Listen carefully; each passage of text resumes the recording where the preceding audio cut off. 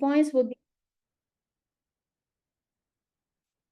2 CTD points will be awarded to those who fill in the I attend. Inshallah, we will share with you the link 15 minutes after the training starts, recorded in Zoom attendance for a minimum of certain duration, and to fill in the evaluation form within 24 hours. And please get ready for the photos to be taken at the end of training. So without further ado, let's welcome Prof. TS Dr. Wong Luan. Thank you, Dr. Raini, for the introduction. And thank you very much to you and your team for inviting me back. I really enjoyed the session that we had last year. And I'm glad to be back. I'm glad to be back. So basically, what I will be doing, I believe you have received my slides, my PDF slides, and it will be the same. It's just that there will be more explanation as we go along this session. And this session, I will break it up into two parts, part 1 and part 2. So we'll have about 5 minutes break in between the session, right? And let me share my slides first.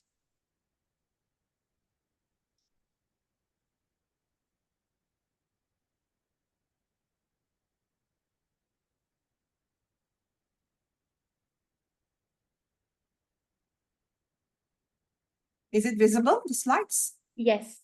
Okay. So let's get started. We have 2 hours. I believe we will have enough time for Q&A. And in case if there's anyone who would like to ask me while I'm actually explaining, that's fine. I'm okay with that Q&A, a little bit of explanation if you need that. My name is Luan, Wong Luan. I've been with the Faculty of Educational Studies for almost, I think, more than 20 years. And I conduct sessions here. One of my areas of expertise is assessment, rubrics especially. My area of expertise is in educational technology. My examples that I'm going to share with you this morning are all from my courses. So you will see it's very educational technology based or very education based. But I believe there are many of you who are from various disciplines in this group today, right? So I hope to have maybe some feedback or sharing from you because of your different discipline. What I'll be sharing with you today is the fundamentals of rubrics. Part 1 is about getting to know rubrics. What is a rubric? What is the definition of rubric? What are the characteristics and components of rubric? And why do we use rubrics?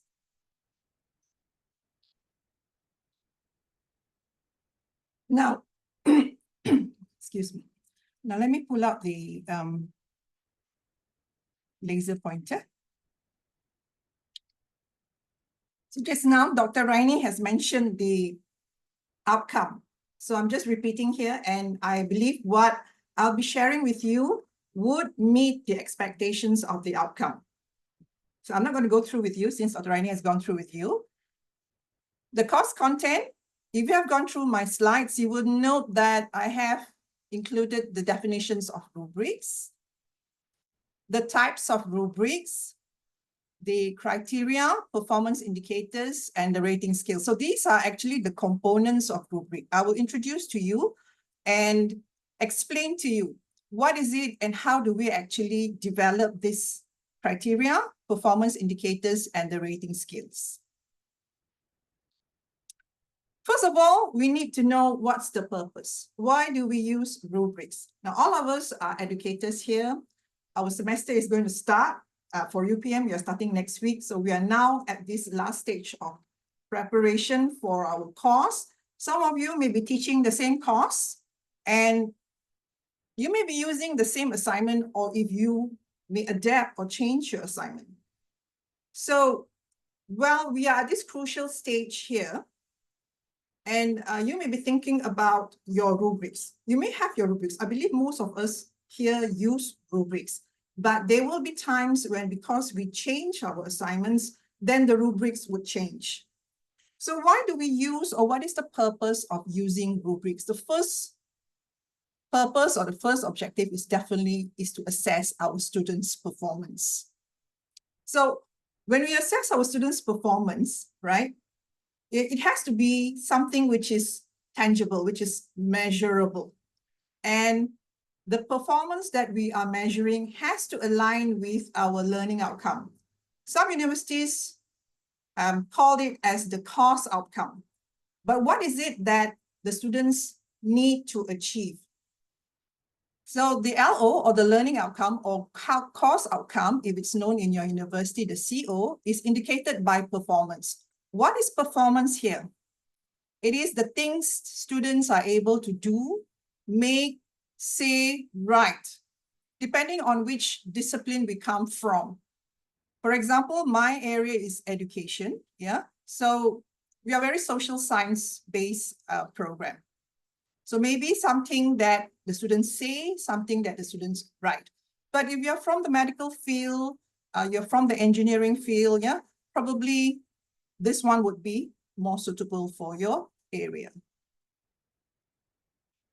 Then what's the benefit? Why do we use rubric? Now, to create rubrics takes a lot of our time. It is time consuming, that's one.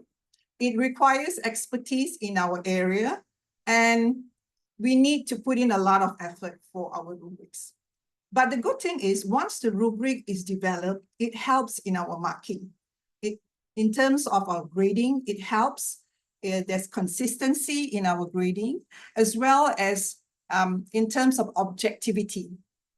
Now let's look at 6 benefits. Now there are more than 6 actually, the benefits of using rubrics, but I would like to highlight the 6 main benefits of using rubrics, especially based on my experience. Number 1, support authentic assessment.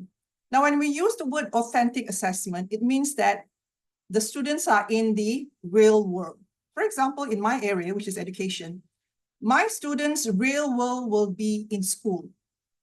What they learn in my university and my faculty of educational studies, yeah, they will bring this knowledge, they will bring the skills, the competency to school.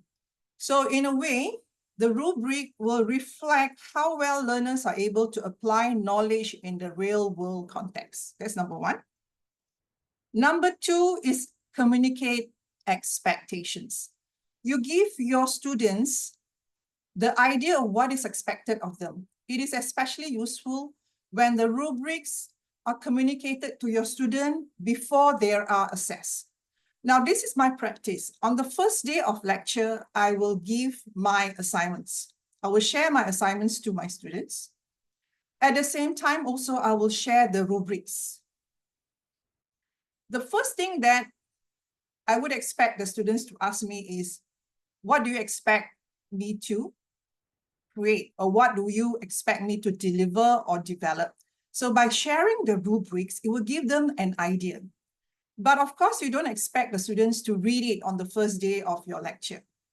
But communicating that to your students, what is expected of your course, especially if your course is an elective course. Even if it's not an elective course, it is a compulsory course, the students may decide that maybe they are not ready for this semester. They might want to drop it, right? So this is an important part of what I do, so that the students don't get anxiety when they come for my class, yeah? Sometimes, if we give it late to them, the assignments, then they might think that I'm not ready for this course and I might want to drop it. So giving them early will help them decide and also to alleviate their anxiety about our course. Number 3, improve performance. Now, this explicit criteria and performance level descriptions, they allow students to understand the desired performance. What do they need to do in order for them to get a good grade? As usual, students would ask, or they would expect, or they would want to aim for an A minus. That is what they want from the course, yeah? So learners are able to assess themselves by referring to the specific criteria and performance level descriptions. You expect the students to read the rubrics. So what I usually do is, on the first day of my lecture, I will give them the assignments as well as the rubrics, and I will go through the rubrics with them. Probably they will not be able to understand 100% because they haven't started working on the assignment. But as they start working on their assignment, they would then be able to understand better what is expected of them for this course. And that rubric is supposed to help them. And once they understand what should be included in their assignments, how would they actually, or what can they do to improve their performance? The next one is number 4, provide informative feedback. You are able to provide constructive feedback to learners on their weaknesses and strengths. Now, our assignments, for example, I'll be sharing with you some assignments that I give to my students.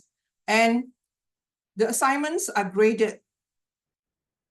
For example, they have to hand up the first assignment by week 7. We do the grading and then we return it to the students. The students will get the rubric and also comments from me for them to know what went wrong, for example. Yeah, so I'll show you some examples of rubrics that I've used for my classes last semester. Number 5, promote thinking and learning. The learners are able to review and revise their work, thus reflecting their learning experience. And lastly, ensure fairness. Now, I think this is very important for us here. The learner performance assess fairly. You assess fairly, consistently, and objectively. It helps avoid dispute between the learners and the instructors about the scores or the grades that they were given. I think you have experience. Yeah. I heard something. Did someone want to ask a question?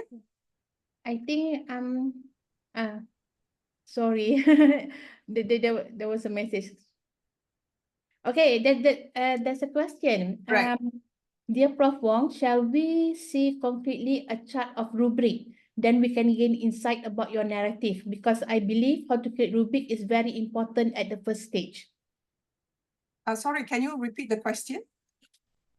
Shall we see concretely a chart of rubric? Then we can gain insight about your narrative, because I believe how to create rubric is very important at the first stage. Dr. Mehmet, do you want to? Yes. Yeah. Good morning. Hi, good morning.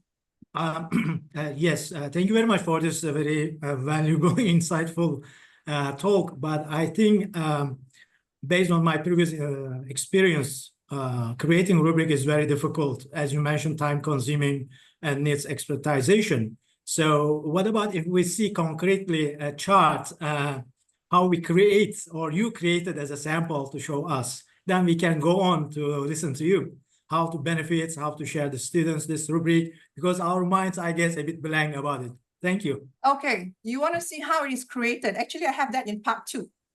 How to create in step 1 until step 5. So that would come at the later stage. So I decided to give you just the general explanation of why we use rubric first, Doctor. And then in part 2, after our break, I will show you step by step how to create the rubrics. Is that okay, Doctor? Oh, yes, thank you. Thank you very much, Doctor.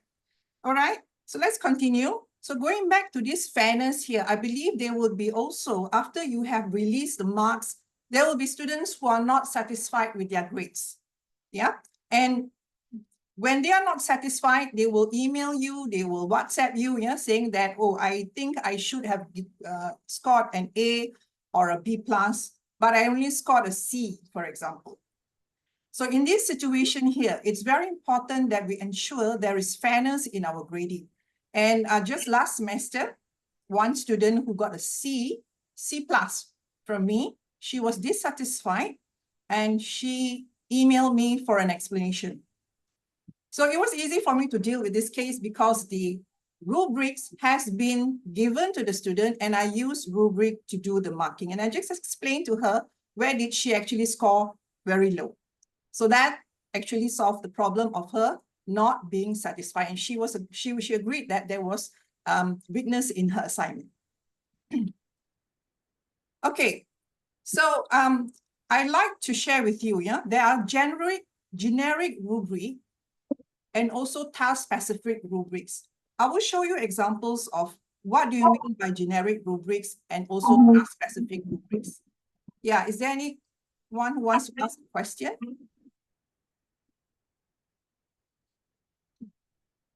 No? So can I just continue, yeah? So I'll show you an example of a generic rubric and a task-specific rubric. And when do you use generic rubrics and when do you use task-specific rubrics? So before I go into that, I need to explain to you what is a rubric. So this is very fundamental. I'm assuming there could be new lecturers here joining us. I believe the majority of you are senior lecturers. You have been teaching for many semesters. But giving you a definition of what is rubrics, which is, it's a tool comprising a set of criteria. It also has performance quality, which we develop to assess any kind of student work from written to oral to visual. So this is just definition. And when we talk about performance, right, what type of performance are we referring to? Now, like I mentioned, it depends on the discipline that you come from. So there are processes and there are products. So for example, if your discipline is measuring a lot of processes, yeah, then what are the types of performance that we will measure? Physical skills, use of equipment, oral communication, work habits. And some examples here: playing a musical instrument, doing a forward roll, prepare a slide of microscope. These could be examples of the performance that you are measuring, depending on the discipline that you come from. The second one is product. Something that the students can show you, something which is tangible. For example, wooden bookshelf. Okay, in my faculty, in my discipline education, we have students who are doing design, yeah? And they need to come up with a wooden bookshelf. So this could be a product. And that is something that we can measure. So these are the types of performance. Now, the next thing that I need you to understand, there are many types of rubrics, but the one that I want to share with you, which is widely used in our area, in our field, yeah, regardless of which discipline that you come from, would be analytic and holistic rubric. Analytic rubric is very specific. I will also show you the example. How does an analytic rubric look like? And what is a holistic rubric? And actually, when you have developed your analytic rubric, you can transform it into a holistic rubric and vice versa, depending on what is it that you wish to achieve or what you want to measure, yeah, from your student. Now, when I say analytic rubric, you need to know what are the components. How does an analytic rubric look like? So I've used the word here, anatomy, which means that there are certain criteria or certain components of a rubric that it has to have in order for it to be labeled or identified as an analytic rubric. The first thing that it has to have is the criteria. So what is the criteria? I will show you in my next slide. And this is the rating scale. You note that there are 3 rating scales here: low, moderate, high, depending on how you feel about your measurement. How do you want to measure? If you feel that you want to have another row here, then you will have 4 rating scales. And this rating scales is the scores that you assign to each of these desired performance descriptors. Of course, it starts with the lowest, which is the one that will be awarded the lowest marks or the lowest grades. And also then it is in the moving towards, on my right hand here, to high. So the better the assignment is, the more scores it will get from you. So this is an analytic rubric. So you will see that these are the things that you need to create. So like I said, mentioned, or based on our experience, this part here, the desired performance descriptors, are written in such a way that it will help you to identify which of these student the work is considered as poor or low, and then you will give the grades. Now, let me show you an example of a course. So this is a course that I teach every semester. And the example that I have given you is the one that we used for last semester. Educational technology, it is taught by 3 lecturers, including myself. Yeah. So before the start of the semester, the 3 of us are going to sit down and we are going to decide on our assignment. How many assignments are we going to be giving for this new cohort of students? Are we going to give the same assignment that we gave last semester? But usually we change the assignment. That is to ensure that, they don't use the seniors' assignment and pass it on as their own assignment. When we sit down together, right, then we have to decide the proportion of our grading here. So in this situation, for our course, we decided that the coursework would be 70% and the final exam would be 30%. You as the instructor, you are going to decide what is the proportion that you are going to give for your course. And of course, when our proportion of coursework is 70%, then we would expect that there would be many assignments. Well, I've seen some lecturers who give one assignment as 50%. I've seen that, which means that is a very huge assignment. So is that something that you would want to go for? Then if you think it's suitable for your course, you will go ahead with that.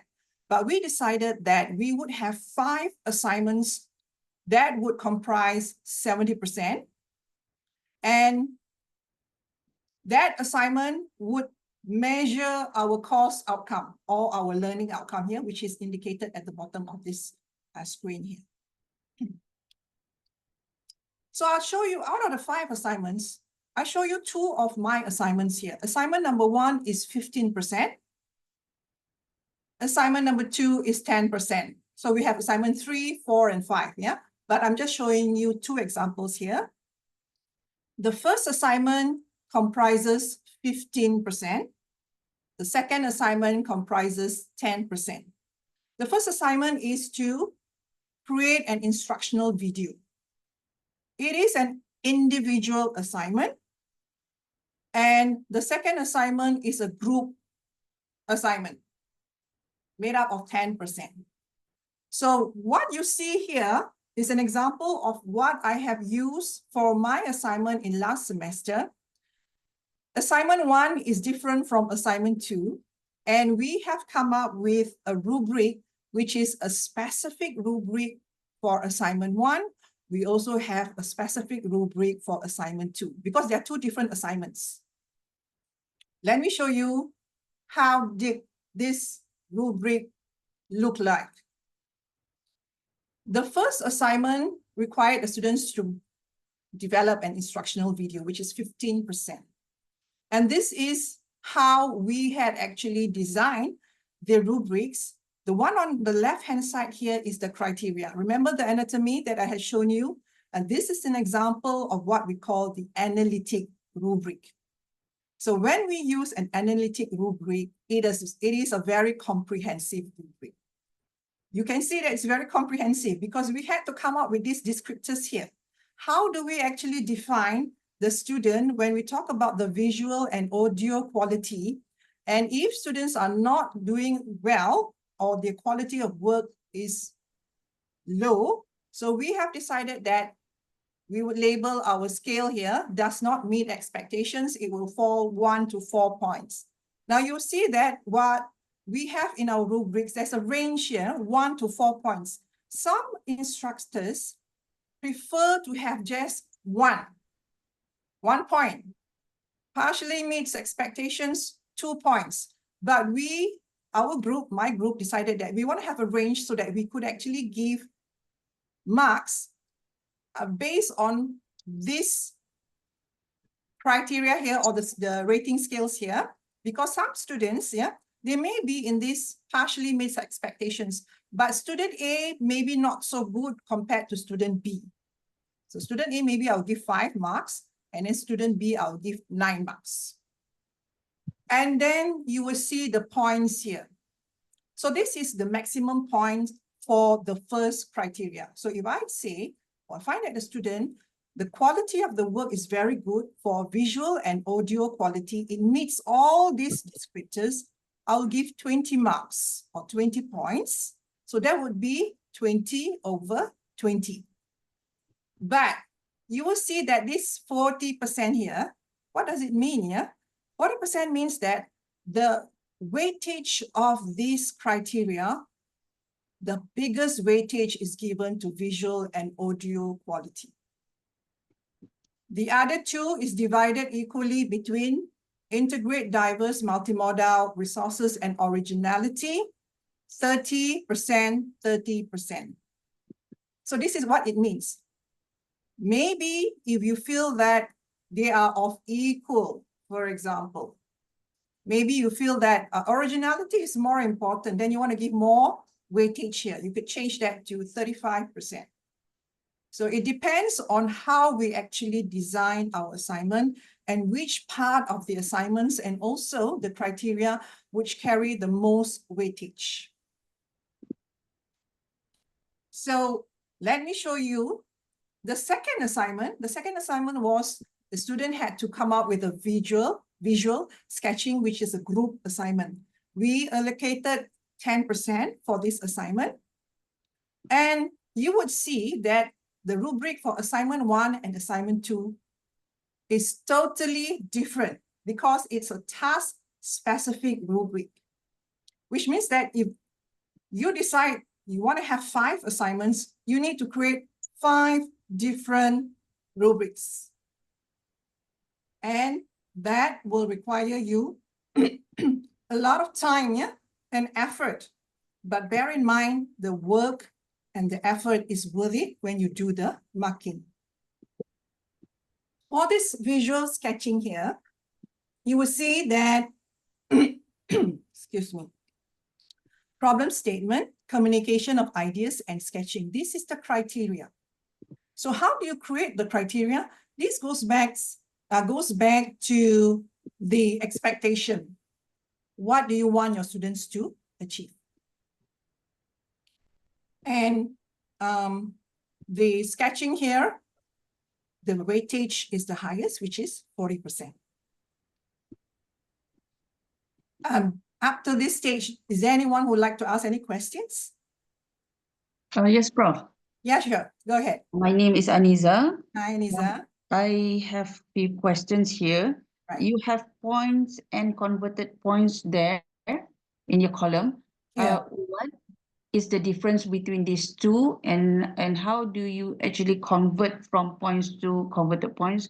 And can we actually just break it into not to break it, but we just give it over 100 and we assign properly that distribution of 100? That is number one. Number two, in terms of criteria, what would be the minimum or suitable number of criteria that we can create? Okay. And my question number three is, we have individual and group assignment. So in terms of the criteria, how do we differentiate and how to assess? Thank you. Okay, 3 questions from you, Doctor. The first one is, what's the difference between points and converted points? Now, these points is the maximum scores that the students can achieve for the criteria. Each of these criteria here, you would see here 1 to 20, which means that the lowest the student can get is 1, the highest is 20. So I've just put here 20 means that assuming that the students got 20 over 20. Then because I feel that not all of these criteria are equally important. What I want for my assignment here, the sketching part carries the biggest weightage here. So that's why I have allocated 40%. So which means that if the student had achieved 20 over 20, they've got 100%. When it is converted to points, they will get 40%. And then they will get 30%, assuming that the students got full points, full marks again. And of course, here, 20 over 20, they will get 30 marks here. So in total, they will get 100 marks here. So that's the difference between the points and the converted points. But some instructors don't want to have this weightage here. That's okay. It depends on your style and what you think is suitable for your course. The second question that you ask is the criteria. How many criteria should you have? Well, I would say when we create a rubric, I would prefer to have 3 to 4. That would be the minimum. If you have 2 or you have 1, that would be quite difficult for you to assess. But I've seen rubrics which only has 1 criteria, which is possible. So that I wouldn't say that there is a rule that says that, oh, you must have 2, you must have 3. But my personal choice is that a minimum of 3 and a maximum of 5 to 6. I wouldn't want to have too many criteria as well. Because if you have so many criteria, it means that your assignment is really huge, right? So when we develop the rubric, we also have to think of when we do the grading, yeah? How much time would you expect yourself to put in when you are doing the grading? So for this assignment, you will see that this is only 10%. So the criteria that I've set is only 3. And your third question is with regards about individual and group, right? How do we actually differentiate? Is that what your question is, Dr. Niza? Yes, Prof. So when the group, we don't differentiate the individuals within the group. Everybody would get the same marks because it's a group work. But of course, we also have problems of students joining in and not contributing to the group. So the only way that I usually do is I have peer assessment as well. After the semester, towards the end of the semester, I would ask for the students' assessment of their group members, whether how many % of what their contribution is. So for example, yeah, Dr. Niza, if you are my group member, then I would ask the student to grade or to score you how many % of your contribution towards this course. So that would also affect the grade, the final grades that I give to my students. So which means that I always tell my students, make sure you contribute equally for all your group assignments. If there are 3 students in the group, all of them will share the same scores because it's a group work. But then I would start to cut or reduce the marks when I receive the assessment, yeah, from the peers. If the majority of the peers point out to me that this particular member is not contributing, then there will be penalties as well. So did I answer your question, Doctor? Yes, Prof. And then did you also inform the students the criteria for the peer assessment early of the semester? Yes, I do. All my rubrics are given at the beginning of my lecture. So what I do usually, because my undergraduate, I have a big group. So I have group work and the students will know that they are being assessed by their peers. But for my for my postgraduate, yeah, my postgraduate usually is quite a small group. I have maybe about 20 to 25. All my assignments are individual. There's no group work for my postgraduate, but then it depends on you if you would want to have a group work for your postgraduate as well. So one way of overcoming the problem here of some members who are not contributing, I would recommend you to use peer assessment. It's been quite effective in my experience. Yeah. All right. So let me go through the next slide. Now, just now I mentioned about the anatomy. Yeah. Can I have one question? Yes. About your rubric just now, Yeah. how to give, for example, the first criteria, the mark is 1 to 4 points, Yeah. first column there. How we want to differentiate to give whether the student 1 up to 4? Does it depends on how many content or points or the key within that criteria, or how is it? Because I see the next column, the range of the marks is not the same. 1 to 4, 5 to 9, is it? Yeah. Okay. So this one, we left it as not being quantitative. For example, yeah. I have seen the descriptors which are very quantified. So let's say if we want the key issues for the project, we can quantify there should be 5 issues. But because there's only one issue, for example, then we give low points. But like you mentioned, yeah, how do you decide that this student will get 1 or 4 like that? That's what your concern is, right? When we are assessing our students' assignment, we would be able to tell this student is better than student B is better than student A. But both students does not meet the expectations still. But we need to grade the student. But I wouldn't want to give one score for both students. I just felt that student B is better. So student B, I might give more than 1, maybe 2, 3, or 4. But that is the danger there, because sometimes we feel that it is not defined clearly. So that is why some instructors prefer to have their scores here. There is no range. They have 1, 2, 3, and 4. So that's very objective in that sense. It depends on how you want to grade. So for me and my group, after we have graded for many years, we decided that we want to have this range here. Yeah. So like you mentioned here, Doctor, 1 to 4, and then you find it 5 to 9. So actually, we could actually have 0 to 4. 0 to 4. So 0, 1, 2, 3, 4. We have 5 here. And then it's on 5, 6, 7, 8, 9, 5. So that would be a fairer kind of scale here. But because we don't want to give 0, when we were developing this particular rubrics, we didn't want to give 0 because the student had produced something. So we omitted that 0 out. Is that clear, Doctor? Yes, Prof. Thank Okay, you. thank you. So what I've shown you all this while is an example of an analytic rubric. I'm now going to show you what is a holistic rubric.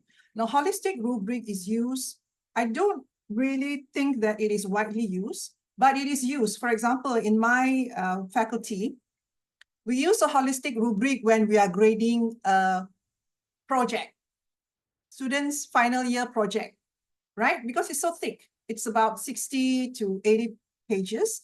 We can't possibly use an analytic rubric because analytic rubric is very, I would say, in-depth. So when you have a holistic rubric, it is generally used when you want to give a generic or a broad kind of assessment. So when you look at the anatomy of the holistic rubric here, you see that it is less complicated than analytic rubric. Low, moderate, and high. And then you have the descriptions here. And what actually goes into these descriptions are also the corresponding, the desired performance descriptors are placed in the column here. Now, going back to that same rubric that I showed you for the first assignment. Now, I have purposely made colors here, the fonts here. I'm going to show you how to transform an analytic rubric to a holistic rubric. What you have here, green, which does not meet the expectations. So for example, now I've decided that I'm not going to use an analytic rubric for the assignment. I'm going to use a holistic rubric. I can transform what I have developed in the previous semester for this coming semester because we decided that, oh, let's try a holistic rubric because we don't need to be so specific. For this particular column, it's in purple.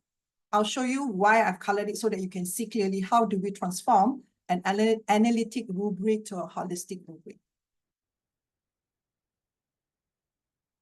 Now, take note of the colors here. So purple is for partially meets expectation.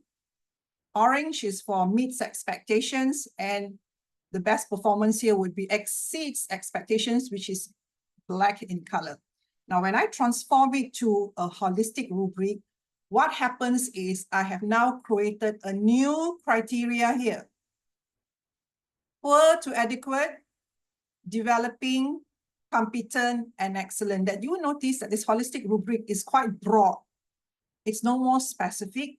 And those fonts that I given just now, we had green, right?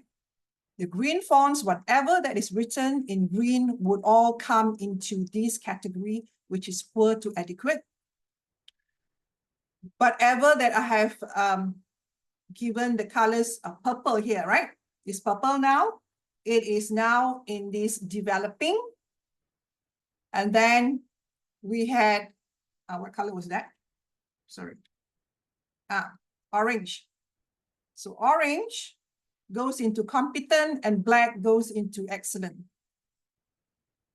So once I have transformed the analytic rubric into a holistic rubric, this is how it looks like. So this is the first two criteria, poor to adequate. So you will see that it's quite a big range here, below 49%.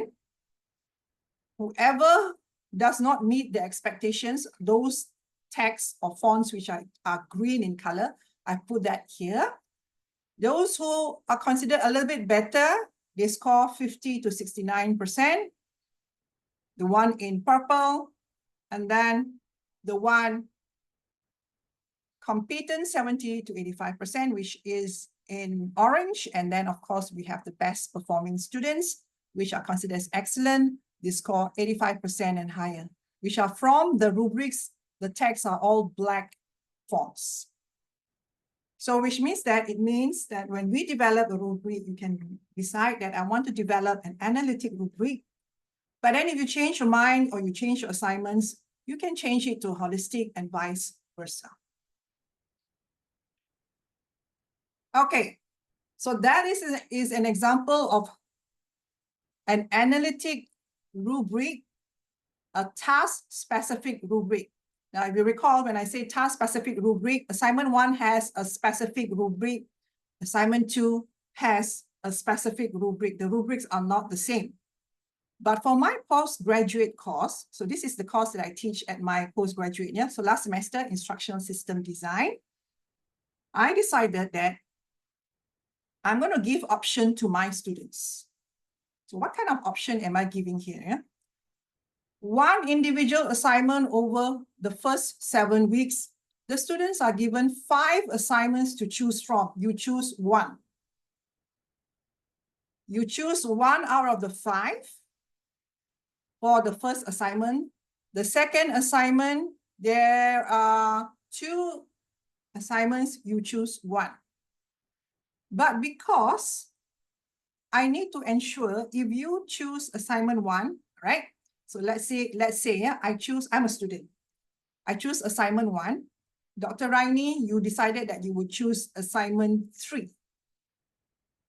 So when you have different assignments given to your students, you must make sure that the students are also being assessed fairly, equally, right?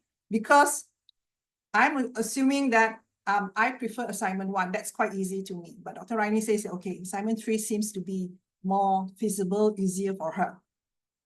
So in order to assess the student, okay, so this is an example of my assignment. Assignment 1, assignment 2, assignment 3, assignment 4, and assignment 5.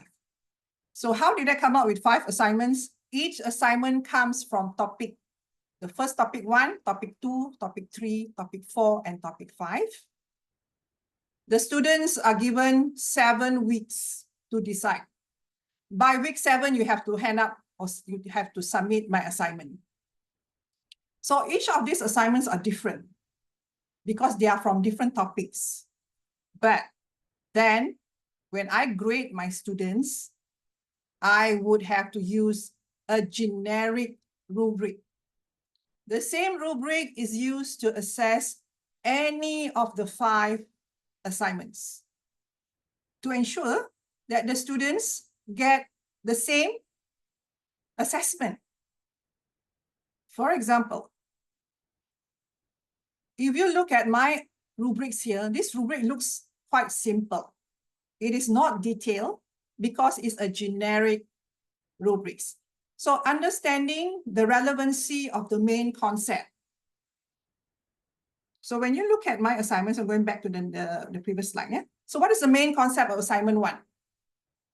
Would be What is the view to be positivistic or post-positivistic? That's the main concept. But assignment 2, the main concept is not related to positivistic or post-positivistic. The main concept is about the difference between behaviorism and cognitism.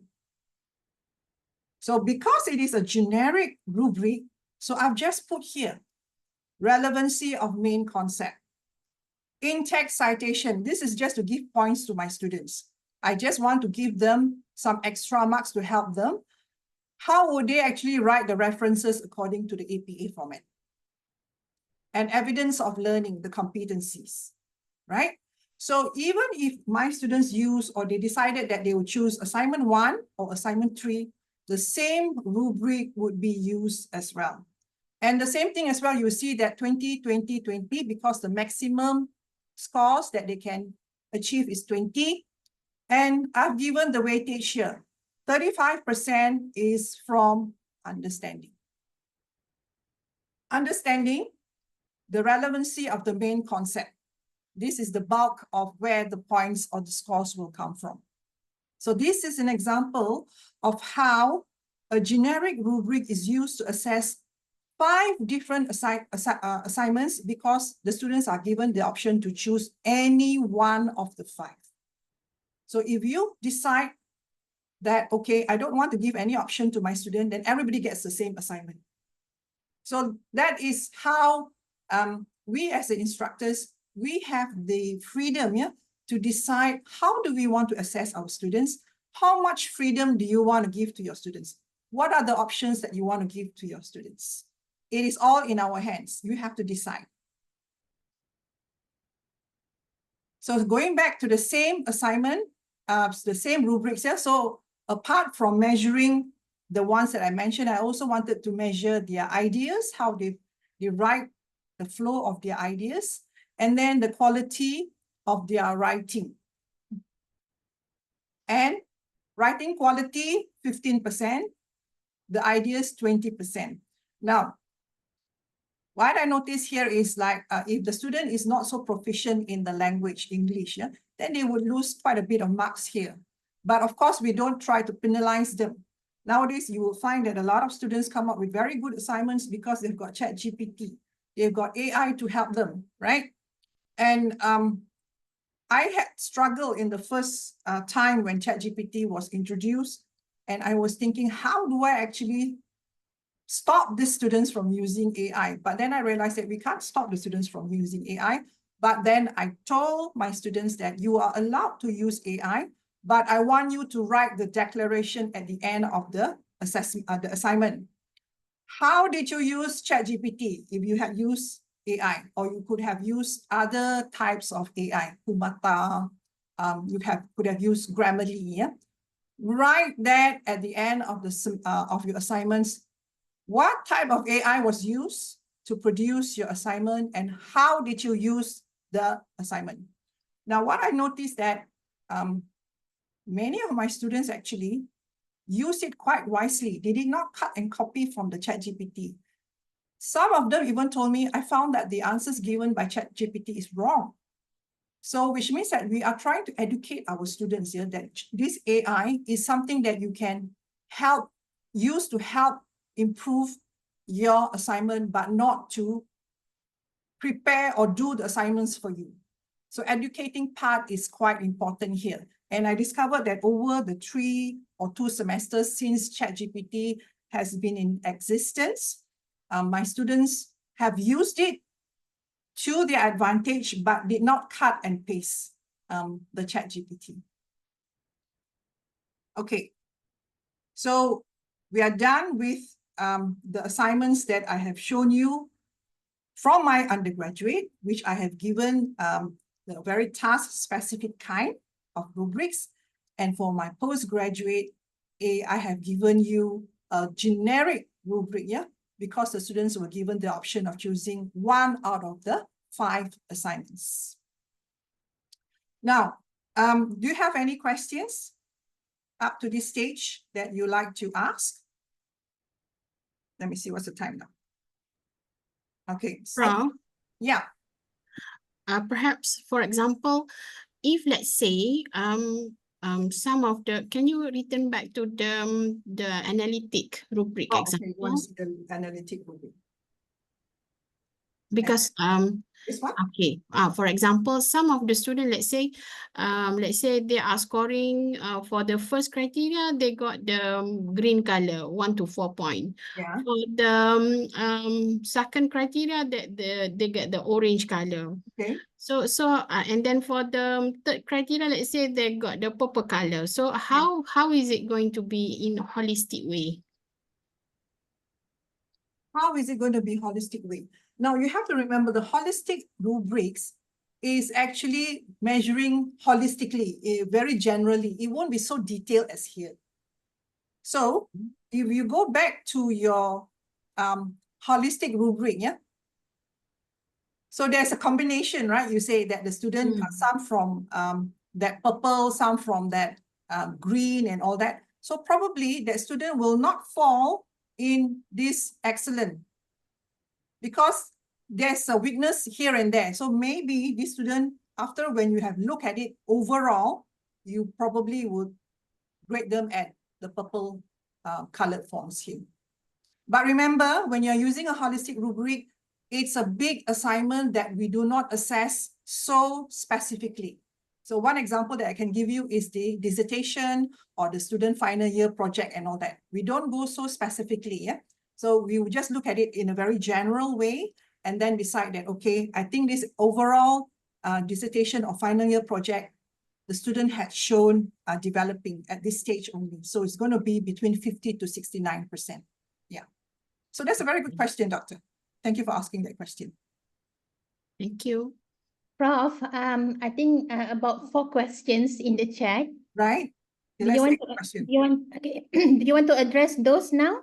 Yeah, let's go Okay. for the first question. Okay, so in the holistic rubric, students will easily get grade A compared to the analytic rubric.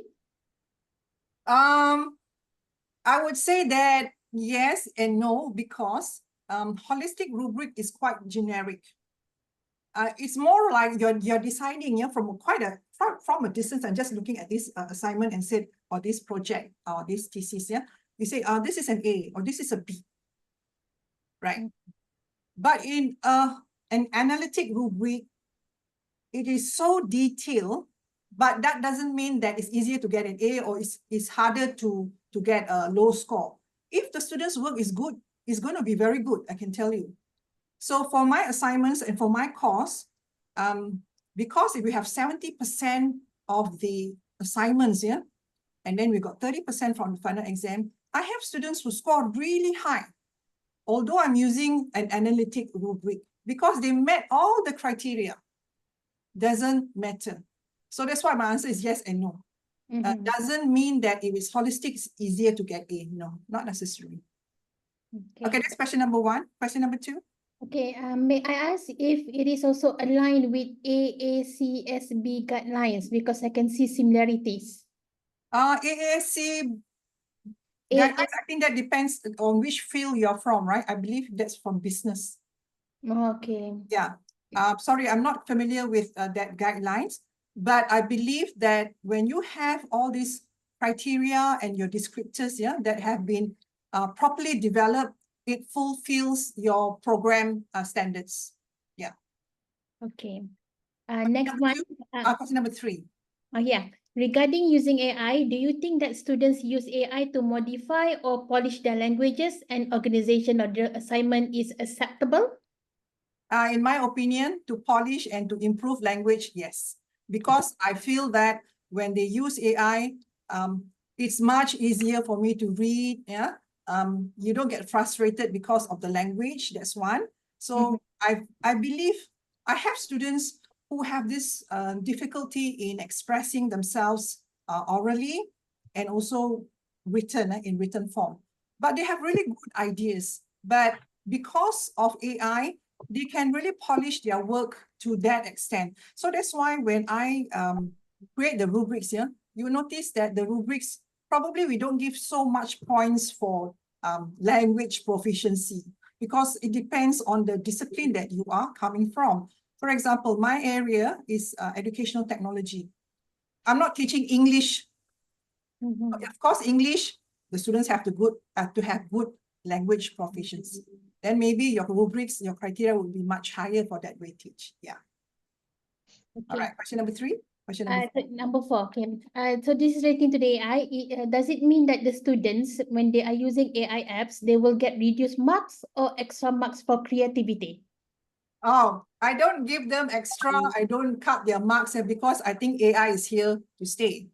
Definitely, you can't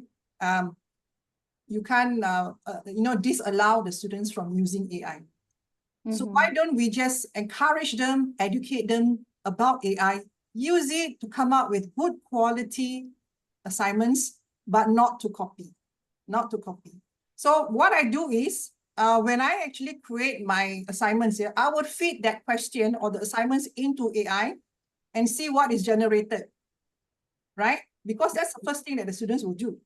And when I find that there's similarities with what I have given or what I have received from AI, and if that student cut and paste from AI, I would know that this is not the student's work.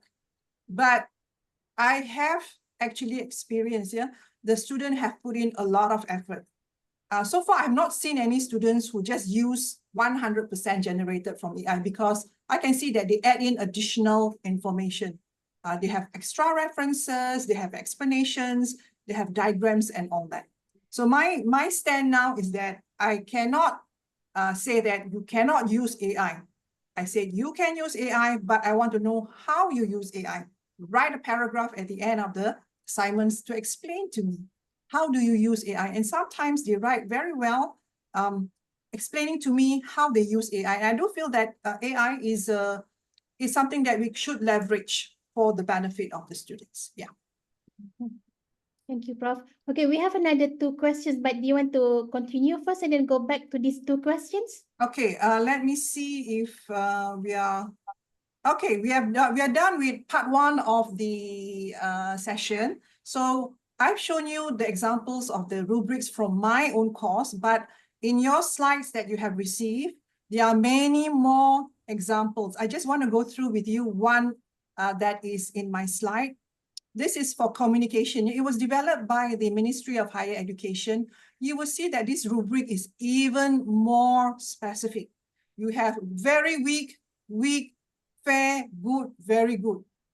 So you see how specific it is. This one, level of applicability, they are referring to diploma students, bachelor students, and maybe master students. So in a way, when this particular criteria of verbal communication is broken into 3 sub-attributes. So this is a very specific analytic rubric, that has been created by the Ministry of Higher Education. And I'm sharing with you, there are 6 slides that I put it into my presentation PowerPoint, but I'm not going to go through all 6, but I just share with you. So we've come to the end of part 1. And before we end part 1, let's take the 2 questions, Dr. Raini. Okay, so the first one is how to make standard assessment by using rubric whenever we have 10 lecturers teaching the same subject. Okay. You have 10 lecturers. That sounds quite a challenge. 10 of you. So that is something that I face, but I don't have until 10 lecturers. So far, the maximum that we have is 4 for this particular course that I have been teaching. How do we standardize it? The first thing that we usually do is all 10 of you have to sit together. But of course, you wouldn't want to start from scratch. All 10 of you start thinking about the rubrics. Maybe what you can do is one leader, the course coordinator, come up with a basic rubric first, and then you share it with your other 9 colleagues. Sorry, Dr. Hafiza? Maybe she didn't mute her mic, I think. Okay. All right. So 10 lecturers must reach an agreement that this is what you agree to assess. But remember, when you create your rubric, the rubric is always a work in progress. It is not that this is the final version and that's it, you can't change. There were once when, as we were going along the semester, I felt that rubrics needs to be changed. I then informed my other colleagues that I'm changing a little bit of the rubrics. But of course, before the start of the assignment, the semester, all 10 of you must sit together to agree on the assignment and also to agree on the rubrics. But my recommendation is the group leader would be responsible to come up with a basic rubric, and then the rest chip in to improve the rubric to make it more specific. That's question number one. Question number two. Okay, is it a must to give same mark to all group members because we observe their working process, presentation, etc.? Okay, that's a very good question. If the way you assess your student is how you observe, yeah? For example, I don't observe my students, I can't see what they're doing. Then of course, I would think that giving all equal marks would be fair. But in your case, if you can actually observe every individual of the student and you feel student A is contributing more, the work is much better than the other two who is also in the same group, then you may come up with this rubric, yeah? And when you assign your scores, it's okay if you want to give extra, that's fine. But at the end of the day, you're using a standardized rubric. Everybody is measured against the same rubric. Okay, Prof. One more, Prof. All right. From Dr. Khatijah, please confirm that computational assessment will not use rubric. What kind of assessment? Computational assessment. Computational assessment. Can the person define what is computational assessment? Dr. Khadijah, are you available to talk? Hi, Prof. Thank you Hi. for the presentation. Yes. Yes, for example, in my case where we teach accounting, taxation, for example, Right. we normally use that numbers. Or numbers. Yeah, Okay. computation. So rather than essay, right? So that kind of assessment, we'll normally use number of ticks, for example, to assess the performance. Also, it's a lot of numerics you're saying, right? Yes. Yeah. I think if it's more of numerics like mathematics and all that, you probably don't need a rubric because there's a right or wrong answer. Is that correct? Yeah. Yeah. Okay. Just to confirm on that. Thank you. Okay. So I think that ends our session for part one. Okay. Okay. You want to take a break, Prof? Yeah.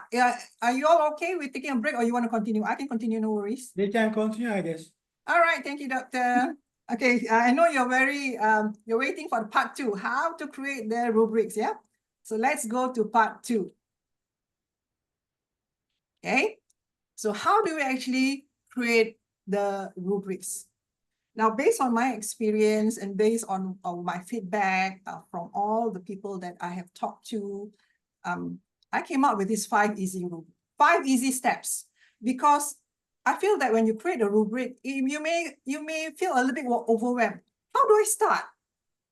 What do I do? Yeah. So based on what I have experienced, these are the 5 steps. So what you will learn, or what I'm going to share with you, would be how to design and how to develop your own rubrics.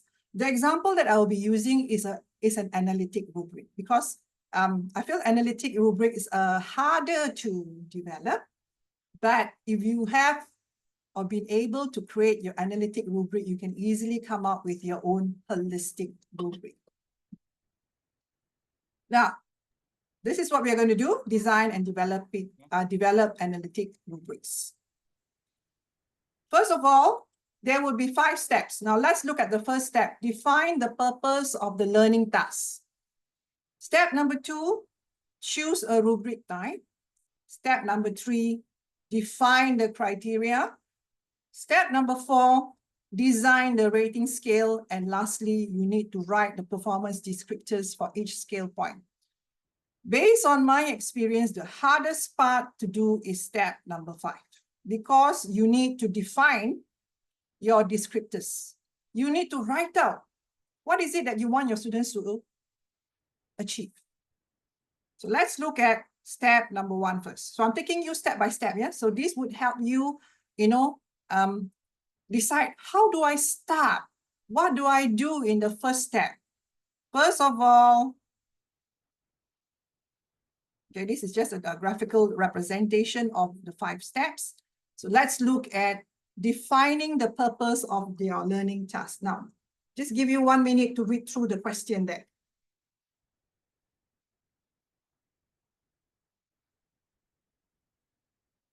There are 4 questions that I have generated that will guide you in coming up with the purpose of your learning task. Why did you come up with assignment 1? So for example, in my assignment 1, I asked the students to create a video, instructional video.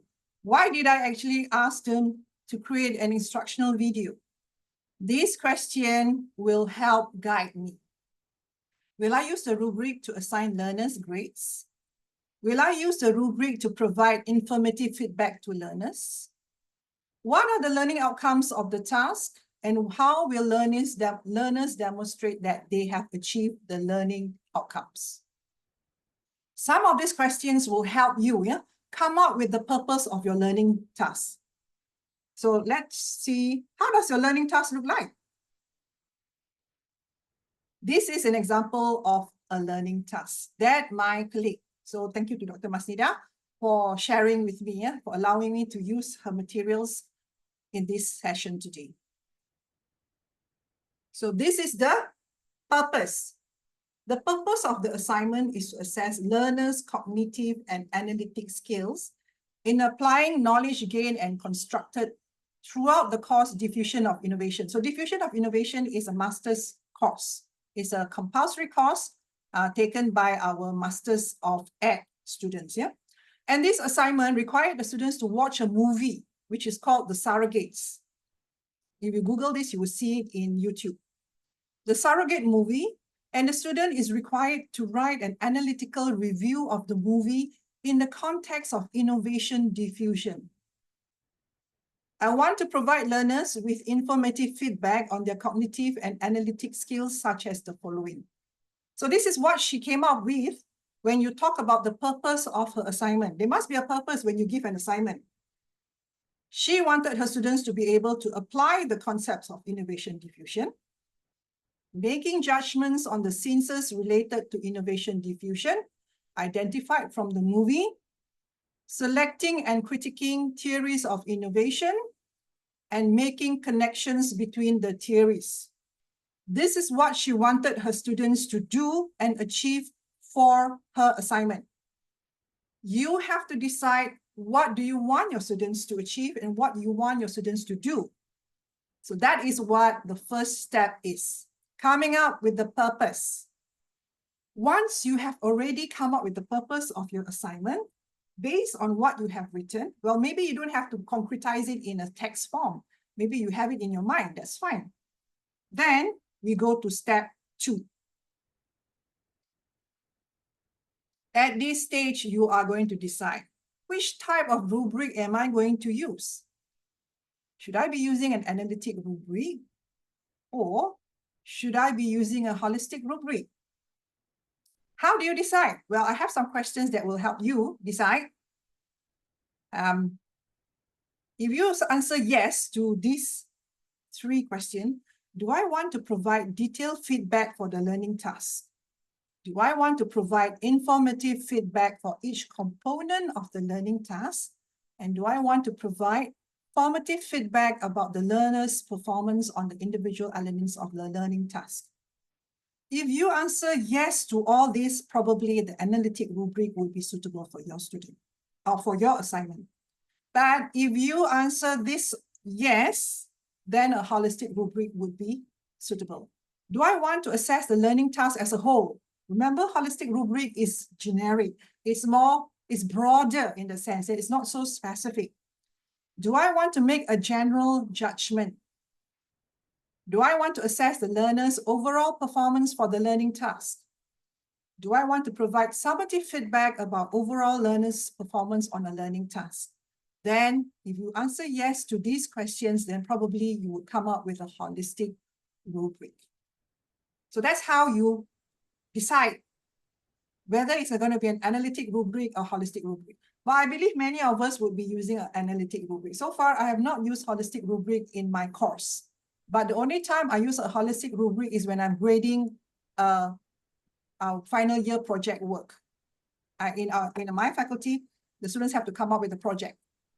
for their Bachelor of Education. So they go and collect data, so they write chapter 1, 2, 3, 4, 5, just like how we did our dissertation or our PhD thesis. So that's how the rubric is used holistically. Prof, Yes. can you elaborate further the meaning of detailed feedback, informative feedback, and formative feedback? Okay. Detailed feedback, informative feedback is whether you want to give them a feedback that is very detailed. Okay, why did you actually score 4? Why did you actually score 3, for example? Informative feedback is that you want them to improve. For example, if you recall my rubrics, I gave them there was a criteria on how to write references. They use the APA format. By right, when you give such this criteria, I expect my students to get 20 out of 20. How hard can it be to write a references according to APA? But to my surprise, the students didn't follow the APA criteria. They've got the capital alphabet wrong. They've got the italics wrong. They didn't arrange it according to the alphabets and so forth. So the informative feedback would be, I tell them what went wrong, hoping that the next assignment, they would improve on the references. Meaning they can use the comment from my first assignment to improve. And formative feedback is that the student has opportunity to improve that assignment 1.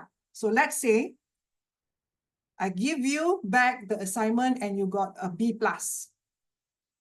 Okay, so then I said, based on this assignment and my comments, you are given the opportunity to improve your assignment. They improve and they give it back to me to grade. This is what we mean by formative feedback. But remember, if you allow your students to improve the assignments, it's double marking for you. I've done that and it was tough.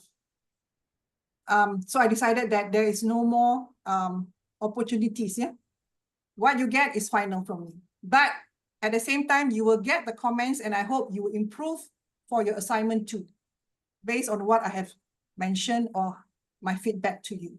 So this is what I mean by detailed feedback, informative feedback, and formative feedback. Is that okay? Can you, is that acceptable to you, Doctor? Yes, thank you. Right.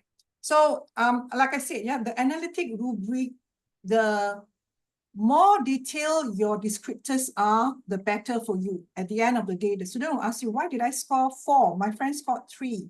Or my friend scored a B, but I scored a C-. Then you just pull out your rubric and show them what went wrong. But do give specific comments. All my assignments, I give specific comments. For my postgraduate, because it's individual, I give specific comments. And to my surprise, some students don't even read my comments. That's quite sad, because I put in quite a bit of effort to write the comments. Those who take into consideration what I've written in the first assignment, my comments, they improve, and then that's their gain, because we put in effort, to help them improve. We always want them to improve. So at the end of the day, I would say, as someone who embraces rubrics, rubrics helps us in our marking. It makes it more objective and make it more consistent. All right. So we are done with step 2. You already decide now, am I going to use a rubric, which is an analytic, or is it a holistic rubric? Then we can now move on to step 3. Assuming that you have decided that you're doing an analytic rubric.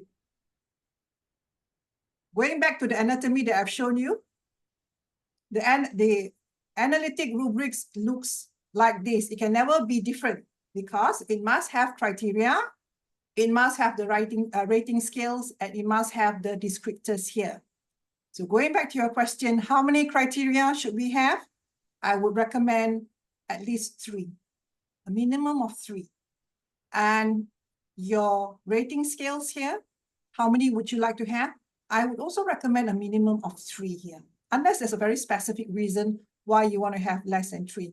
But you want to have more, 1, 2, 3, 4, 5, even 6, that is all up to your own style. That's okay. But remember, the more criteria you have and the more ratings that you have would mean that the more descriptors that you need to prepare. And like I said, coming up with the descriptors, is the hardest part of coming up with your own rubric.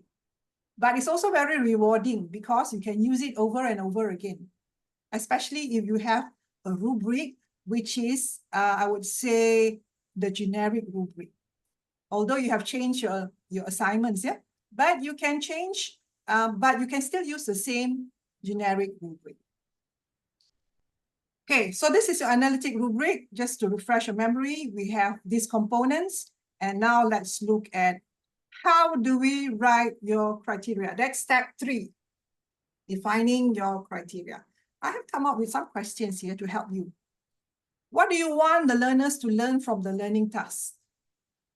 In what ways will learners demonstrate they have achieved? Especially if you are teaching a very, let's say, a language-based course, then probably a lot of knowledge here. If you are teaching something which is very hands-on, maybe you want to measure psychomotor. And also, how about the affective domains? You need to include that as well for your affective domains. And what are the attributes of the final product? So these are some questions that will help guide you in coming up with your criteria. One thing to remember, there are certain characteristics that you must adhere to. Number 1, your criteria must be observable and measurable. It must be seen. You are able to see it, you are able to observe it, and it is measurable. It is also important and essential. That's why you're measuring it. And how do you know it's important? Because you have come up with your learning purpose. Step number 1. The criteria should not be overlapping with one another. It is distinct, it is unique in each of these criteria. And you must phrase it in precise, unambiguous language. Because remember, you are not the only one who is using your rubric. There are 9 of your other colleagues who is using the rubric. So everybody must have the same understanding when you are using a rubric, unless you are the only one who is using this rubric. But remember, you have given it to your student. Your student must be able to understand what you have written inside the rubric. If it's too high level, then it's going to be trouble as well. The rubric must be written in such a way that it is easy to understand, even for your undergraduate student or even for your diploma students. So that is some criteria, the characteristics of your criteria. Now, based on that assignment that I mentioned, the surrogates, the students had to watch that movie from YouTube, Surrogates, for the subject diffusion of innovation. This is the 5 criteria that the instructor decided to have in her rubric. Communication of theory knowledge, communication of content knowledge, communication of ideas and argument, connections between CK and TK. CK is content knowledge, TK is theory knowledge, and the writing and formatting. Who decides this criteria? You as the expert, you as the instructor. So which means that there are 5 criteria that this lecturer has decided to include in her rubric. Now we are at step 4. We're almost completing already our rubric. That 5 criteria just now I showed you now has been input into the left-hand side of the column here. CK, TK, the communication of ideas and arguments, the connection, and the writing format. So step where you need to decide on your criteria has been decided. 5 of it. So I think this is very manageable. You have 5, Then the next thing that you need to decide is your scales. It is always in ascending or descending order. Don't have it all mixed up. So as you go along, adequate, developing, competent, and excellent. Sometimes they like to have excellent on this side, then you have competent, developing, and adequate. Well, that depends on your style. And you notice that this lecturer decided that she doesn't have a range.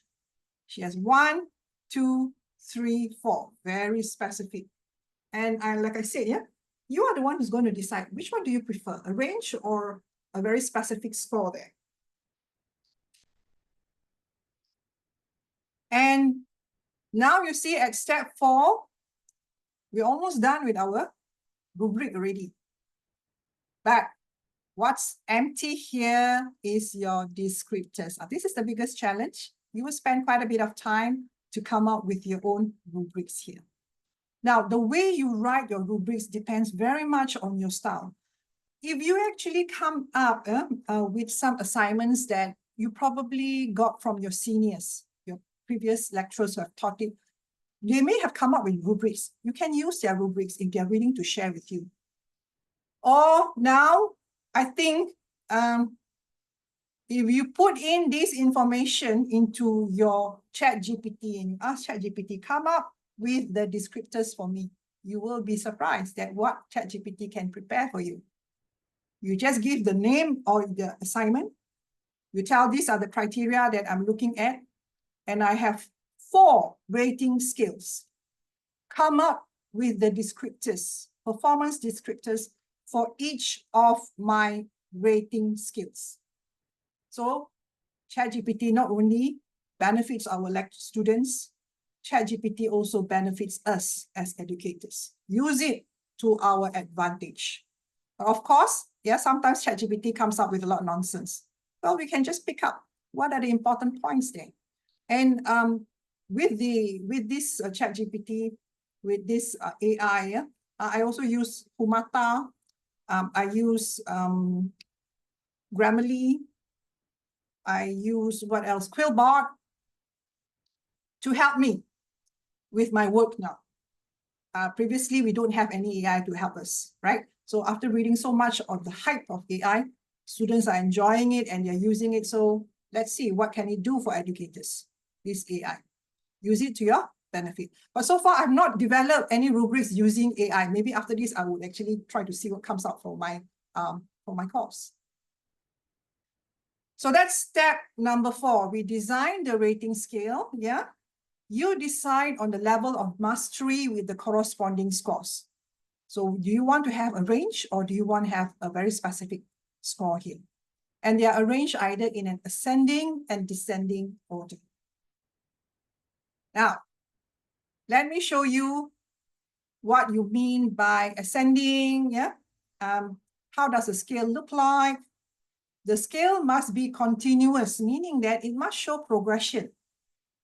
Progression in the sense that below expectation, meets expectations, and above expectations, right? There's this progression in that sense. And it should be equal. Then, after we have done step number 4, now we come to the last step. So remember, I said that when you want to develop and design your own rubrics, we have step 1, 2, 3, 4, 5. I have made it into 5 steps, which I think is the clearest that I can think of. Maybe if you, after this session, you can come up with step 3, yeah? 3 steps only, you can come up with your own rubrics. That's wonderful because it shortens the steps in creating your own rubrics. First of all, when you write your performance descriptors, it must be observable, measurable, and specific. Number 2, parallel language to describe the performance.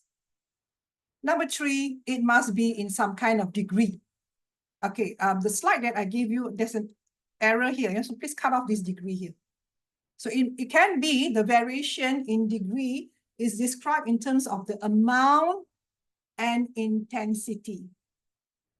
Amount means like how many? The students can come up with 5 videos. The students can come up with 4 videos, then that will get lesser marks, right? So that's very quantifiable. Depending on you, what I've shown you in my examples of rubrics, yeah, I didn't use numerics. I didn't quantify my performance descriptors. But if you like to quantify it by the number of words, yeah, that would be in terms of the variation. So that's step number 5, yeah?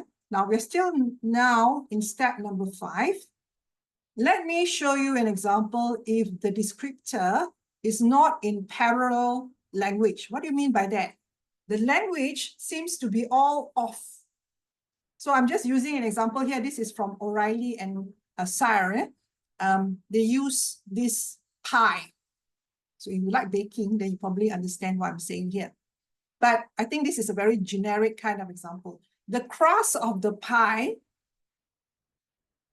below expectation, the crust is soggy, heavy, and pasty. Meet expectations, the crust is somewhat too soft, thick, and hard. You will see that there is no connection with criteria, crust, which is below expectation, and meets expectation. And above expectation, crust is flaky and light with even consistency. There are 3 different descriptions. There is no parallel or consistency in defining your performance descriptors. So what's wrong here? The descriptions should all describe about flakiness. When you talk about crust, whether it's flaky or not, right? The mistake is that the descriptor describes flakiness, one describes softness and hardness, and the other one describes sogginess and pastiness. So each of these are different. So it shouldn't be like this. How do you improve it? So let's see the one that is recommended. When you want to measure the crust of the pie, you see that for below expectation, the top and bottom crust are not light and flaky. The top and bottom crusts are somewhat light and flaky. The top and bottom crusts are very light and flaky. You can see the intensity here. Not somewhat, very. This is how a rubric should look like. So that's intensity. If you want to actually measure some other criteria in terms of the taste, sweetness, it must show that they are measuring the same thing. All right? So this is one example that I can think of since we all come from different disciplines, yeah? When you decide that you want to indicate the degree to which the standard, so I mentioned just now earlier, is amount, frequency, intensity. Students can get, let's say, for example, in my university, we have this agriculture.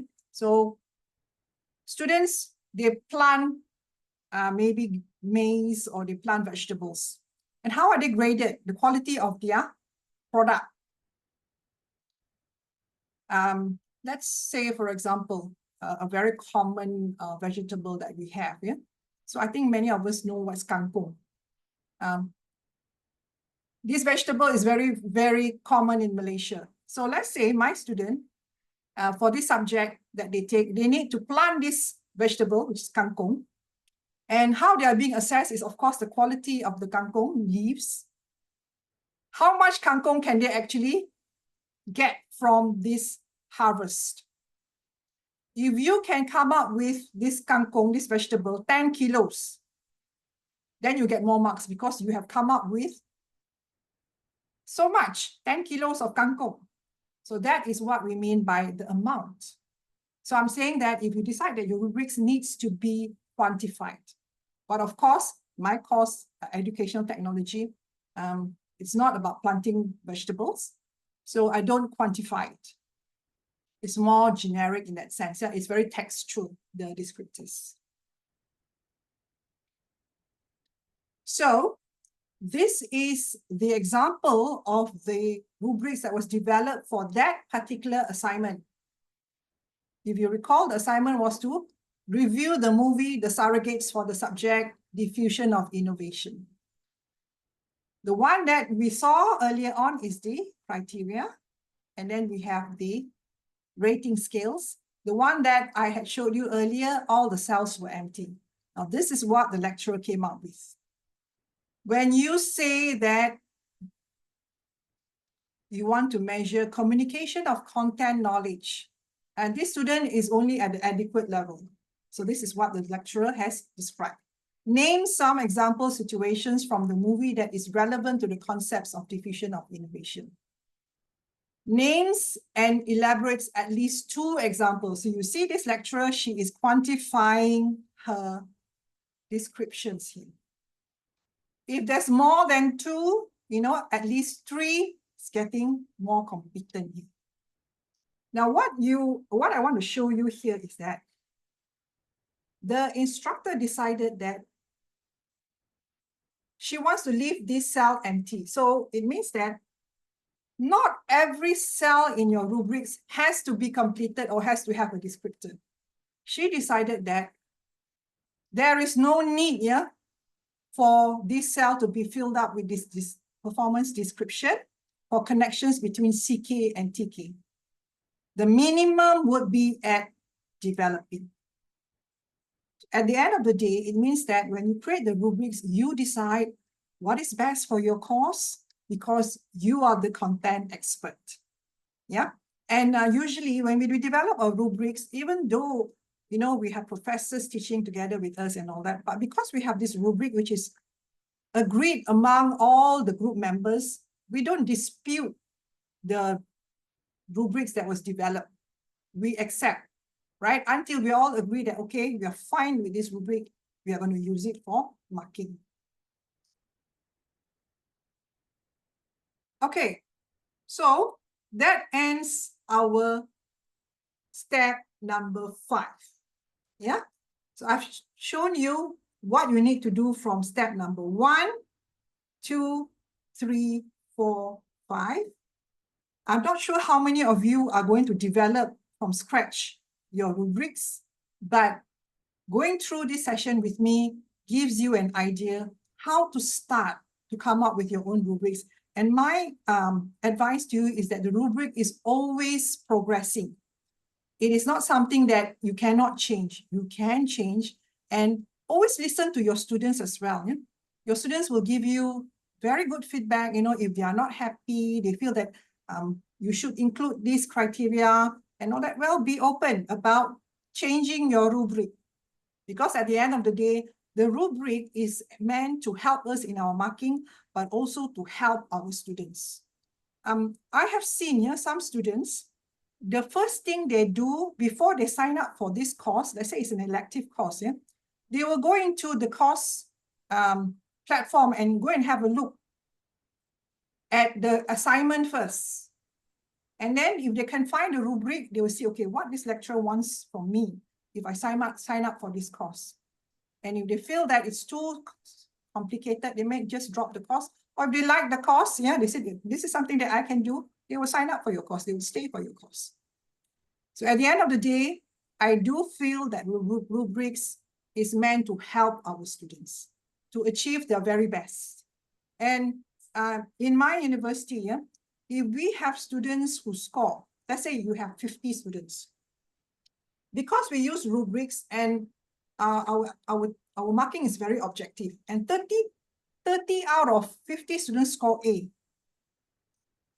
Nobody can question me why, Prof. Wong, why your grade, everybody got so high. It is because, I'm going to answer, is because I have used a rubric and every of my student has achieved that level of competency, and they should be awarded with the marks that they deserve. So I don't think anybody should query you. I'm not sure about, I've done many sessions with various universities. So I've received some participants' comments is that, oh, we need to have the curve bell, the bell curve for your marks, right? If you don't have the bell curve, then you will be questioned and you will be asked maybe to do remarks and all that. For me, that is not fair, because rubrics will actually measure your students' competency very objectively. If they all can meet my requirements, then they deserve an A. That's my stand in terms of rubrics. So that's how you defend yourself. Let's say if you are queried why your course has so many A's, or why there's so many F's in your course and all that. Well, if they don't fulfill my requirements, they don't meet my expectations, then they're not going to get a good grade for my course.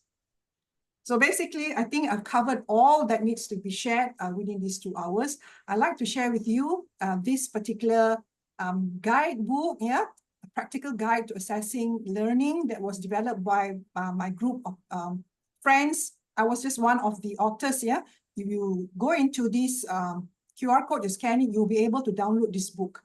We put in a lot of effort, and there were many representatives from each universities all over Malaysia who came together to share their experiences and also their rubrics and how they assess their students. So this book is not about rubrics, but it's about assessment. How do you assess your students?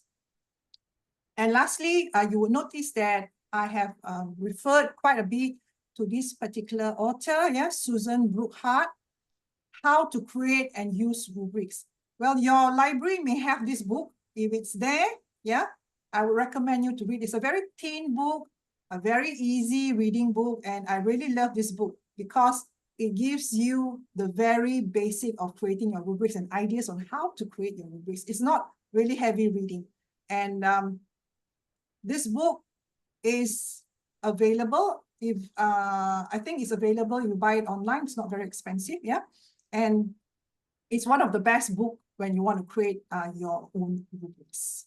So these are some references that I have used in my slides. You have my slides here. So please be creative in coming up with your rubrics, be bold in measuring your students' performance, and when you are challenged in terms of your grading, your rubric is the one that will be used to defend. Why did you get an A? Why did you get a B? There's no question about it because it's all very objective. So I think with that, I have come up with the to the end of my presentation. I can see some hands raised. So okay, Dr. Raini, can you? Okay, sure. I accidentally missed one of the earlier questions because I received a few direct messages. So this is from Dr. Nurul Iman. Can you share the rubric for peer assessment too? Oh, okay. I'm sorry, I didn't have it here, but can you email me? Can you email me? My email is at Luan, SULUAN @upmedu.my. It was in, if you have my slides, my email is in the first slide. I will share with you the assessment, the peer assessment that I do for my students. Okay. And then the peer assessment is not specifically for each assignment. The peer assessment is for the entire all the assessments. So that would give a holistic picture of the contribution of the group members for that assignment. I see. Okay. Yes. All right. I think we'll go to the questions in the chat first. This is from Dr. Mehmet. Since we are more democratic, we allow our students to decide their own assignments in line with the real life. How does rubric work in this case? Okay. Doctor, can you? I saw Dr. Mehmet is now. Dr. Mehmet? Yeah. Do you want to explain more? Yes. You mentioned at the beginning, Prof. Wong, assign the students at the very beginning of the semester, right? So what about if we ask the students to pick up any subjects regarding to our course outline? So how we create rubric, because they will do their own assignments. Also, you're giving the students the freedom to pick up which topic they want to be assessed. Oh, I've not done that, but that's very interesting. You give that freedom or liberty to your student to decide on which of the topics that you feel or they feel is important to be assessed. Yes. And how do you come up with the rubric? Yes. Well, then you have to come up with a rubric quite quickly because you would have started your assignment, your semester then. That's one. Another thing that I've heard before, the students were asked to come up with their own rubrics. That is also another possibility because that would be a self-learning. Well, when you decide that this is what you want to be assessed, then you come up with your own rubrics. Or of course, I'm going to check through whether it makes sense to come up with your rubric. But if they can come up with your own rubric, I would say that your students really understand what is being assessed. Yes, exactly. I see. Yes. Yeah, I think that's a fair deal. Maybe I should try that method next time, giving the liberty to your students, because I think when we are assessing our students, students have a say in their assessment. For example, for my postgraduate, I tell them, all right, you have you have assignments. You have 2 assignments. You have 1 final exam. I'm also assessing you in terms of your participation, right? And I tell them, okay, I am not going to fix my assessment. Yeah? So assessment 1, when I show them the first meeting that I have with my student, I say, this is 30%. But at the end of the semester, it may not be 30% because I want to help my students. I say, if everybody does well for assignment 1, I may increase it to 40% instead of 30%. But I make it very clearly. I ask my student, do you agree with this way of assessing? At the end of the day, if assignment 2, most of my students did very badly, then I'm going to reduce the percentage. So the students do like this idea, because I do feel that sometimes, we are assessing our students, but we don't want our students to be stressed. At the end of the day, we also want our students to do well. Yeah, and they should have a voice, a say in how they are being assessed. And also, I asked them for the final exam, do you want it to be in multiple choice question or in essay form? And of course, many would say that they prefer in multiple choice question. I think that's a good, there is an advantage, because I have many international students, and they do tell me that they have problems in expressing themselves. So I tried with the multiple choice question last semester. Well, I tell them, well, your multiple choice question does not depend on your language proficiency, right? Because we have 4 options. And I'm being fair to everybody, regardless whether your English is good or not. Because assignment 1 and 2 is written essays. Yeah, so let's try multiple choice question. And I think the students did quite okay. And I don't get any more complaints that, Prof, your assignments were not fair because it required me to write and express myself. That's not my first language, and so forth. So multiple choice question does have its advantage, actually. But of course, coming up with the multiple choice question is quite hard. By the end of the day, the marking is easy because we just feed it into the computer system, which will mark and give us the grade at the end of the exam period. All right. Thank you, Doctor, for your question. Any more questions? Okay.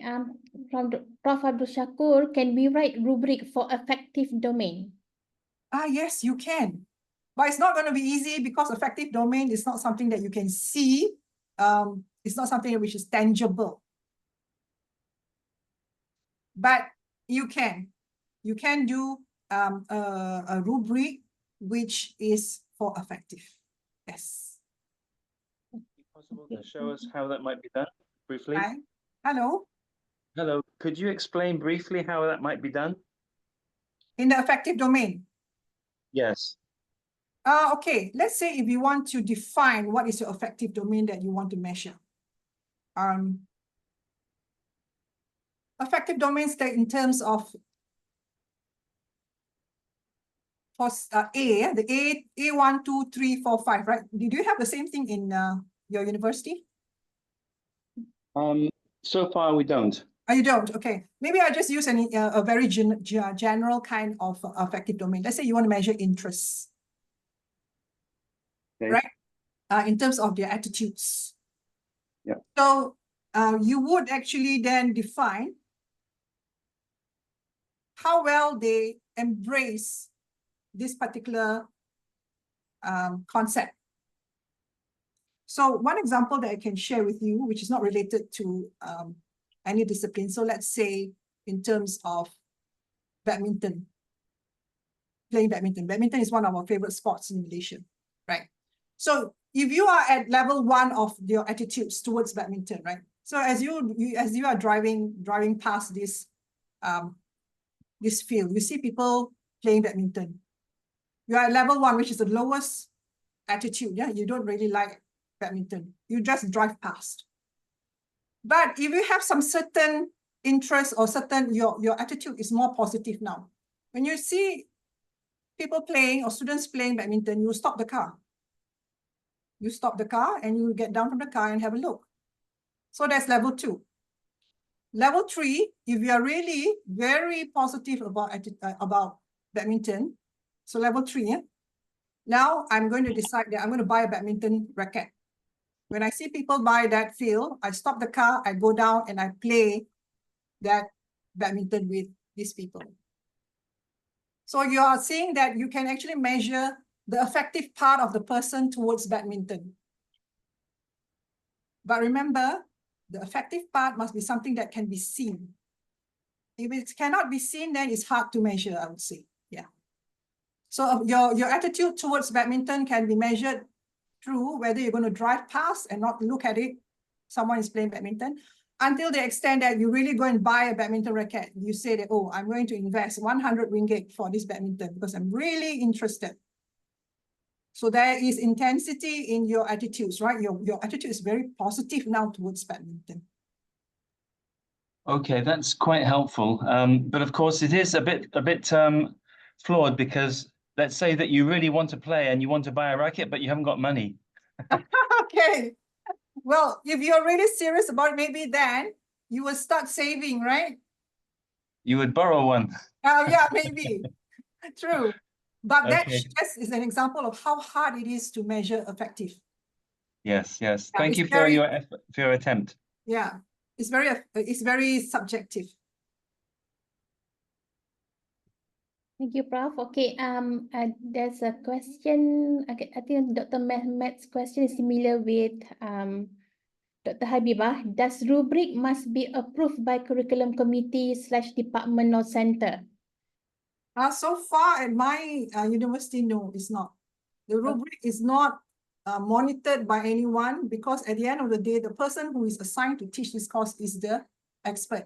So no matter how junior you have been assigned to this course, you are the expert. I don't think anybody would question your expertise. Prof, Wong, I'm sorry, Yeah. because our institution was suggested by the auditors to apply this rubric. Means that at the end of the day, we are going to be asked how you did, how it is effective, so on.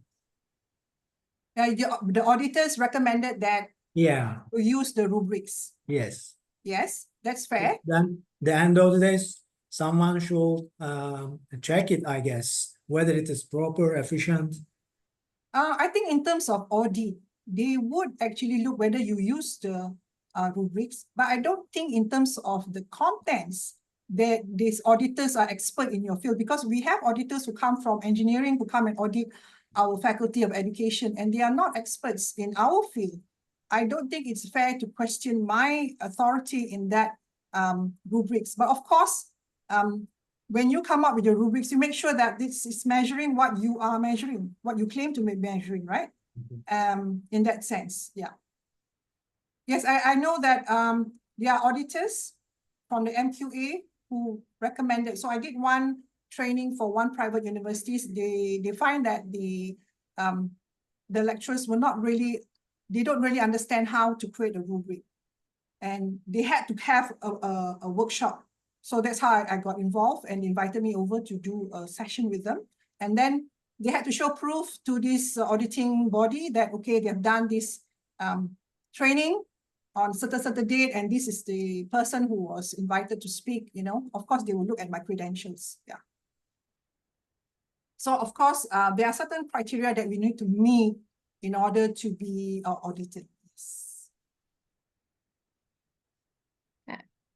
Is the answer sufficient, Dr. Mehmet? Oh, yes, thank you. Thank you. Okay. So in relation with that, Prof, the second question about that, if the rubric is changed from semester to another within the same cohort, does it against MQA rule? How about fairness? If you change your rubric from one cohort to another cohort, One semester to another semester. Oh, okay, one semester to another semester. Hmm. Usually, because we change our assignments, right? So of course, your rubrics has to change. Unless if you decide that you want to use the same assignment. Well, there have been cases where I do use back my assignments, yeah, but then if I use back my assignment and I feel that this rubrics needs to be improved, I would improve. But if it doesn't require any improvement, I still can use back the same rubrics. Yeah, I think at the end of the day, what matters is that we assess our students fairly, objectively, and consistently. That is what the audit is all about. Yeah. Thank you. Okay. I think maybe just one or two questions, and the rest I think we will email to you, and then we'll get your answer, and then we'll email back to the participants.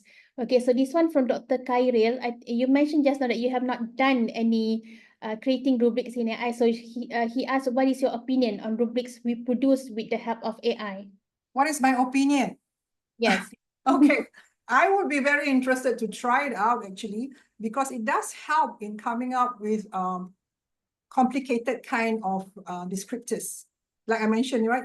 Creating your own descriptors is one of the hardest part, where you have to really think, and also you need to have the expertise, the knowledge deep enough, yeah, to come up with the descriptors. So with the use of AI, maybe half a day work can be done in just 1 hour. But at the end of the day, I would advise you to actually relook and refine the whatever that's produced by AI to suit our assignment. I wouldn't say that, oh, you shouldn't be using AI, you know. It's the same thing as well, like when you are using the calculator. There was one time they said, students shouldn't be using calculator, right? But then calculator became a very important part of mathematics. It's the same thing as well. I do embrace AI now. I even subscribe to AI. I pay for it, right? Because I see the benefit of it. I'm willing to pay for it.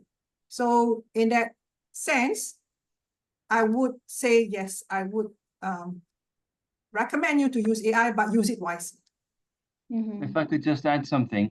Yeah, sure. I did use AI for some of my rubrics last semester. Oh, okay. I would give ChatGPT 9 out of 10. Oh, wow, that's great. So it did pretty well. So there you have an answer from a person who has actually used ChatGPT, 9 out of 10. That's excellent. So there's A+ probably for ChatGPT. Prof, maybe I would share a bit that I was also a beginner last 2 or 3 weeks ago, but my friend shared that what I did was I asked ChatGPT on the criteria, and then using the same criteria, I use my teams where I create assessment there, and you can actually create rubric using the teams under the assessment. So under the assignment. Yeah, so right. You can see, you can click AI using create rubric using AI. So so I entered the criteria from ChatGPT and how many score do I want. Then click there, and then automatically it come up with the criteria with the descriptors. Descriptors. Okay. And again, of course, you have to refine the descriptor to suit your course as well. Okay, thank you But very I think much. that can be done in few minutes only. Yes, few seconds, right, doctor? Yeah, so it really helps. And I thought that all this, I think that the descriptors is too much. I don't know how to, not even how to put it in sentence, the descriptors. Right, I agree. But then with AI, well, it helps a lot. I would say 9 over 10. 9 out of 10, maybe 10 out of 10. Okay, so what I learned from this session today is to try to create your own rubrics with AI. I never thought of it. So we have people who have used it, yeah?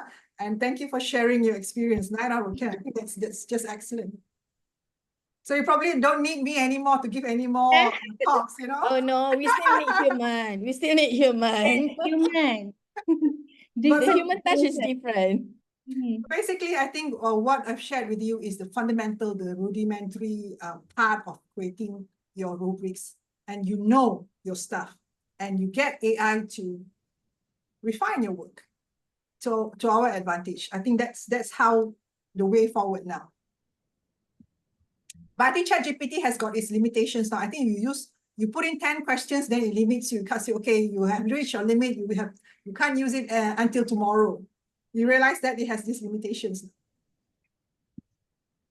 Prof. So, Yes. may I interrupt? Yes, please. You're talking about your AI Yeah. to only ChatGPT. Okay. Okay. We should realize that there is competition to ChatGPT.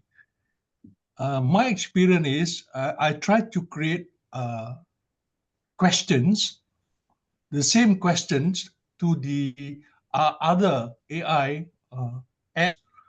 It seems that they do have a difference of answers. So we got to realize that we shouldn't rely on the chat GPT. Give a chance to the other AI in the market itself. All right. Thank you, Doctor. Would you mind sharing what other AI that you use? Because ChatGPT is the one that you most I've commonly been use. using it last semester. Yes. We are talking about Gemini. Oh, Gemini, yeah. Gemini, and then we have the present is the Pilot. Pilot, yeah. That's also Pilot AI. by Microsoft. All right.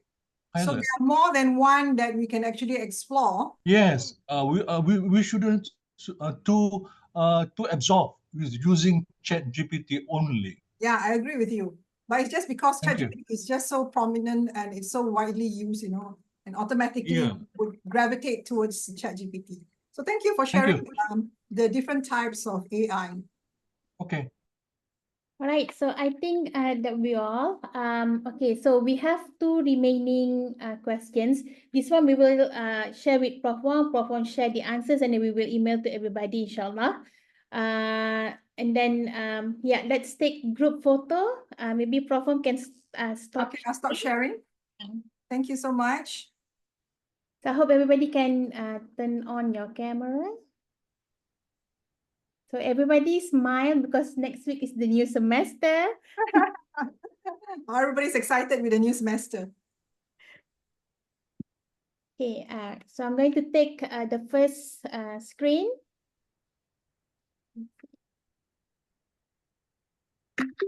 Let me try again. Okay, everybody smile. First screen. 1, 2, 3. Again, the first screen because I got message. Okay. 1, 2, 3. Right. Second screen. 1, 2, 3. And the last one. 1, 2, 3. Alhamdulillah. Thank you so much, Prof. Wong. Thank you so much. For agreeing to become our speaker again. Inshallah, we will invite you again. Thank you. Thank you. I'm very honored to be invited back. Okay, everyone. So happy new semester. Let's end with tasbih Farah and Surah As.